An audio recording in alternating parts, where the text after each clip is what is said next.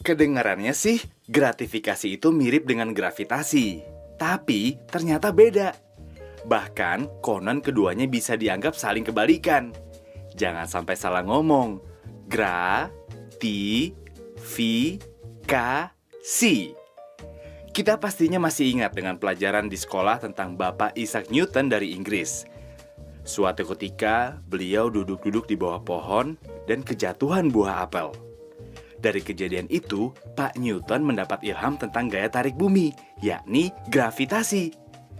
Nah, kalau gratifikasi itu adalah kebalikan dari yang dialami Pak Newton. Melawan hukum alam. Buah apelnya justru terbang ke atas, dari tanah menuju pohon. Ini tentu bukan sulap dan bukan sihir. Sekarang, mari kita umpamakan pohon sebagai pejabat atau pegawai negeri. Lalu, tanah kita umpamakan sebagai rakyat dari semua lapisan masyarakat, termasuk pengusaha. Nah, buah apelnya ia bisa kita anggap sebagai bentuk pemberian atau gratifikasi. Jadi, dengan ilustrasi gambar ini, yang dianggap sebagai gratifikasi adalah segala macam bentuk pemberian yang diberikan oleh masyarakat atau pengusaha kepada pejabat atau pegawai negeri. Tentu saja, pemberian tersebut ada kaitannya dengan jabatan dari sang pejabat atau pegawai negeri itu. Gratifikasi ini bisa dianggap suap loh. Gratifikasi menjadi barang haram karena menyusahkan rakyat di sepanjang perjalanan hidup mereka. Gratifikasi menghancurkan moral bangsa. Bayangkan saja, waktu kita lahir, orang tua kita harus membayar atau memberi uang terima kasih terhadap pelayanan untuk bisa mendapatkan akta kelahiran. Hanya dengan cara itu kita bisa diakui sebagai warga negara Republik Indonesia. Parah kan? Dan praktek bayar ini, bayar itu, sogok sana, sogok sini terus berlanjut ketika kita masuk sekolah. Saat mencari kerja dan bekerja, kemudian menikah, terus punya anak, hingga saat kita kembali menghadap Tuhan. Iya, sewaktu mengurus surat kematian, pemakaman, dan lain-lain, keluarga kita diharuskan membayar lagi. Parah kan? Di Republik ini, mengurus segala macam izin dan keterangan perlu uang ekstra atau uang pelicin. Mulai dari mengurus akta kelahiran, KTP, SIM, STNK, kartu sosial, domisili, IMB, dan lain sebagainya. Biasanya, praktek tersebut memakai istilah uang tinta, uang jasa, uang kopi, uang pelicin, uang rokok, uang pelancar, dan segala macam keluarga uang lainnya. Padahal, tugas pejabat negara dan pegawai negeri itu ya memang melayani rakyat dengan sebaik-baiknya. Mereka sudah digaji dengan memakai uang rakyat. Jadi, mereka tidak perlu lagi mengharap imbalan dalam bentuk apapun dari pihak lain. Sebetulnya, begitulah bunyi dari sumpah jabatan mereka ketika dilantik dan juga pada kode etik pegawai negeri. Parahnya lagi, orang-orang sekarang ini semakin kreatif saja menutupi praktik gratifikasi. Mereka menutupinya dengan memberi berbagai macam sebutan yang unik-unik. Contohnya, ada yang bilang itu sebagai biaya entertainment, atau uang transport, atau jasa pinggul, atau uang selimut, alias gratifikasi seks. Wah, serem!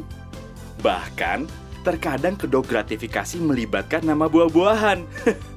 Seperti apel Malang, apel Washington, atau kardus durian. Apapun nama sebutannya dan semanis apapun rasanya, segala bentuk gratifikasi ini harus ditolak dan dihindari. Karena bisa ketagihan kayak narkoba. Nikmat sesaat, sengsara berkepanjangan di penjara. Gratifikasi berbahaya bagi kehidupan berbangsa dan berdampak buruk bagi kita semua karena hak kita jadi tak terlayani dan mahal. Gratifikasi mencederai rasa keadilan kita. Ini ada istilah kerennya loh, yakni high cost economy, atau biasa diterjemahkan sebagai ekonomi biaya tinggi. Karena kita membayar lebih mahal dari seharusnya. Ketika mengurus izin, pengusaha mengeluarkan biaya ekstra untuk memberikan suap atau gratifikasi kepada pegawai negeri atau pejabat negara. Biaya ini tentu dibebankan pada keuangan perusahaan tersebut, sehingga harga barang menjadi lebih mahal. Selain itu, gratifikasi merusak martabat pejabat dan pegawai negeri karena membangun mental pengemis dengan memperjualbelikan kewenangan. Gratifikasi dianggap suap jika penerimanya adalah pegawai negeri atau penyelenggara negara. Sebab, gratifikasi tersebut terkait dengan jabatan dan bertentangan dengan tugas dan kewajiban para pegawai negeri serta penyelenggara negara. Banyak hal bisa kita lakukan untuk membasmi praktik gratifikasi.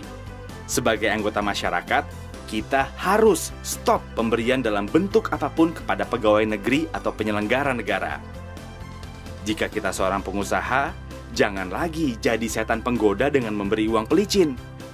Kalau pekerjaan kita sebagai pegawai negeri, jangan sampai menerima gratifikasi dalam setiap pelayanan yang diberikan kepada masyarakat, apalagi meminta. Selain itu, kita semua harus mengawasi dan melaporkan praktek-praktek gratifikasi kepada KPK. Negeri yang indah ini akan semakin nyaman bila mana tidak ada praktek gratifikasi. Sebab, hak masyarakat akan terlayani dengan maksimal dan gratis.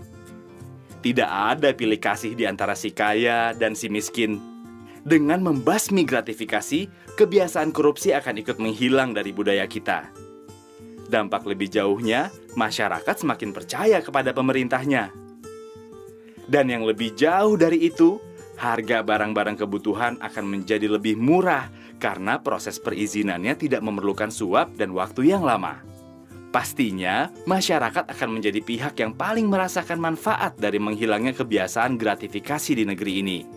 Karena itu, ayo bersama KPK kita bebaskan Indonesia tercinta dari belenggu gratifikasi agar negeri kita jadi adil dan makmur.